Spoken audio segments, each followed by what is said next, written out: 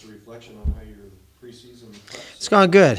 We've had 2 really good scrimmages. Don't know if you ever feel like you're ready for opening night, especially when you have 8 new guys. This is it's been a process for us.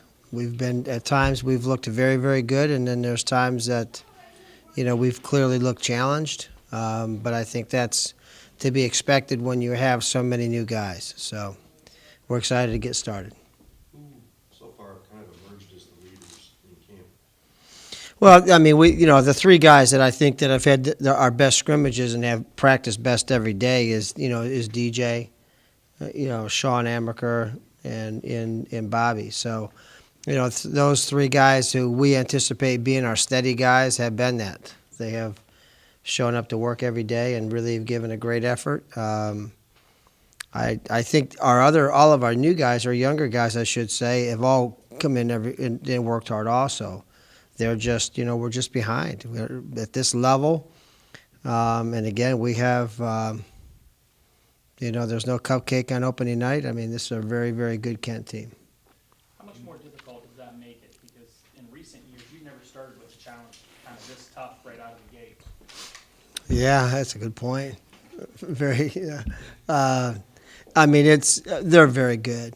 I believe somebody told me from their MAC media day or whatever, they feel like this is one of their best teams that they've had over the last 5 or 6 years, or their best team that Rob's had.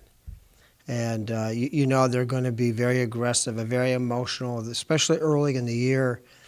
This is a team that plays with a lot of emotion, and they've been very, very good in November. I mean, this is a team that's almost beaten Seton Hall, I should say, almost beat Rutgers. I mean, this is a team that really, really plays well early in the year, and I'm expecting a great challenge for our young team. That said, Coach, you played Kent State pretty tough last couple of times. Yep. Can you talk about that too? We've had great games with them. I mean, we've had our opportunity. We had our opportunity last year to win at their place. I think it was 2 years ago. I think we lost here in overtime. So we've had good games. And I anticipate this to be a very competitive game.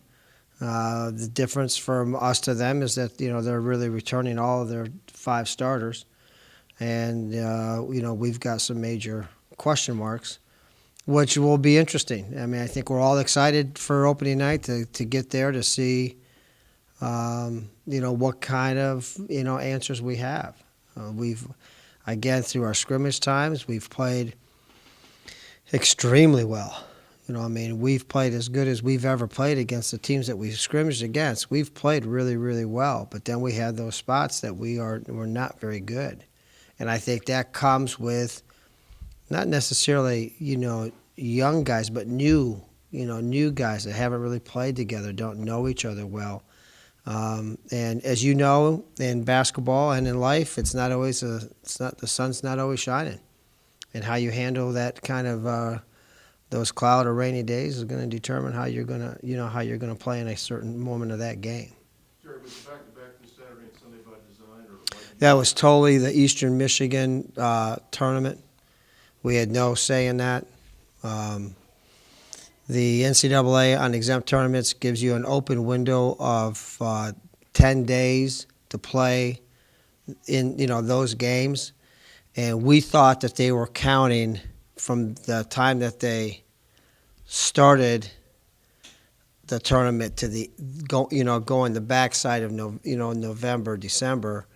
They started it early, so all the teams that are in that tournament are playing like a bunch schedule early because of the fact that that second Sunday 4:00 game is part of the Eastern Michigan tournament. You're playing, be able to answer better Sunday night, but do you like the back-to-back this early?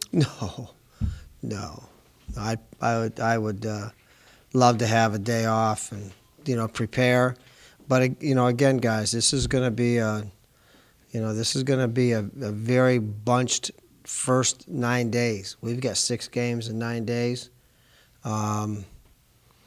I keep on telling our guys we're going to know in a hurry about who we are, what we are, and how things are going to go. Obviously, DJ, Sean, and Bobby, you mentioned, will you go as far as they take it, those three? Yeah, those guys have to have good. Those guys have to have really, really good years for us. I mean, they're not. We don't need 25 points a night from those guys, but DJ's got to be our leader, and he's got to get. As he knows and he's heard from me, if he gets to 6.5 to 7 assists, I think we're very good. Shawnee's got to stay on the floor and stay out of foul trouble. Bobby's got to be the best player on the floor every night, and I think he's capable of that. So. Where do you put Hayne in the league centers? I think he has the potential to be the best in the league. I do. I mean, I probably shouldn't be as honest as I am on that question, but I think he has the ability to be the best big in the league. What has he done to get better from last year? I mean, his whole game is better. I mean, he shoots the ball a little bit better. He's a little bit better around the basket. He's lost a little bit of weight. He's a little bit lighter on his feet. He's just got to get tougher. I mean, you don't play that position at this level without a level of toughness and grit. And I think that he has it in him. I don't think we get it on a nightly or daily basis. And I think that's the next step for him, is that he's just got to get a little bit tougher. What specifically do you take out of the two scrimmages that carry through the first stretch of your schedule? I wish I had another week of practice. there you go. I will say this, thanks to, our marketing people and Rulli Brothers. I don't know how much this has been out there, but this is as good a sports day, I think, in the history of YSU. For a $10 ticket to be able to see the women's game, the football game, and then on top of that, go to a Kent basketball game at home here. I think a lot of credit needs to go, obviously, and a special thank you to the Rulli Brothers for making that all possible.